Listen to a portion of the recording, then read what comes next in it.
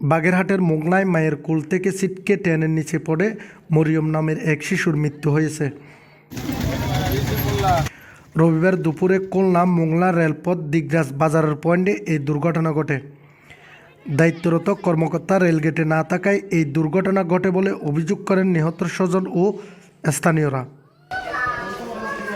বিষয়টি নিশ্চিত করে মোংলা থানার ওসি আনিসুর রহমান বলেন, দায়িত্ব অবহেলার কারণে গেটম্যান মোহাম্মদ শাহিনের বিরুদ্ধে রেল পুলিশ ব্যবস্থা নেবে এবং এই ঘটনায় মামলা গ্রহণের প্রস্তুতি চলছে।